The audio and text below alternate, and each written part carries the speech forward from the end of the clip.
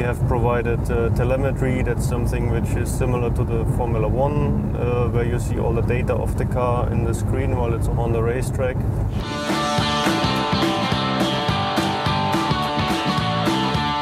It's the day before the race. The Lechner team is still testing, lap after lap after lap. Hey, good to see you. Been a while.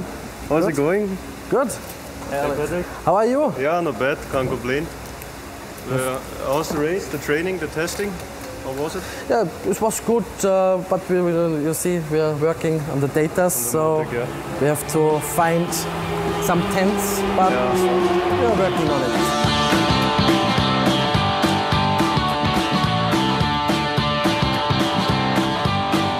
We are running a GT3 Cup Challenge, GT3 Cup Challenge Middle East, only with Porsches. We have 2012, 2011 and 2010 models here. And this is the third year we are running the Porsches here, this GT3 Cup series. And we are very successful. This is a good championship. And we have many famous drivers from Saudi, Bahrain, Qatar, Kuwait. One of them is a star, Abdulaziz Al Faisal, a member of the Saudi royal family. Does he think it is a privilege for the wealthy to race cars in the Middle East? Throughout history in Europe, in the beginning it was the well-capable, wealthy men that went racing because they could afford it. And nowadays, this is how it's starting also in the region. So you have the wealthy drivers who like their Porsches and the other fast cars that they like to drive, and then say, hey, I can drive a fast car on the road, I should go racing. But I think motorsport has nothing to do with being a petrol head, if you can say that. But I think that's what people are starting to understand now, that it's actually motorsport. You need to be physically fit, you need to do a lot of training, you need to understand physics, to understand the cars, and to expand your knowledge about racing and all of these things. Abdulaziz started professional racing 4 years ago, and his popularity has clearly boosted the sport's image.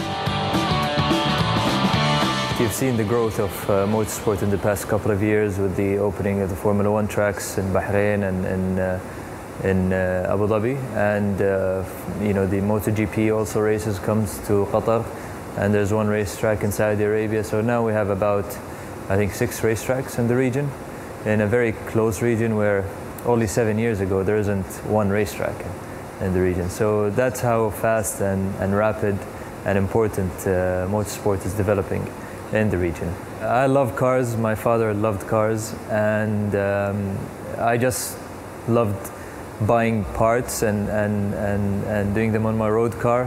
And then I got an email when the Bahraini racetrack opened, and saying that they have a Formula BMW school in Bahrain that we can, if I'm interested into coming. I don't know how they got my email, and I did the first race about 3 months later, and I won the race. So I think that was the trigger that actually got me into it, yeah. But now back to work. And while His Highness notches up the laps, ARMotors telemetry tells the team in the pit stop if the Prince is fast enough.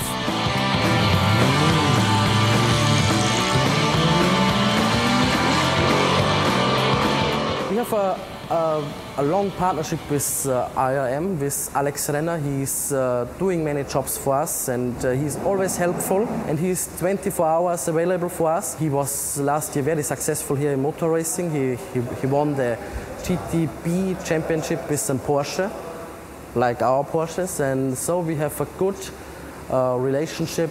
And he have a big and great new workshop here in Dubai, and the people know him, and we're happy to have Alex here. But Alex is already back in his shop, planning the next day of business. And like every day, rows of Porsches, Maseratis, and Ferraris will be waiting to be taken care of.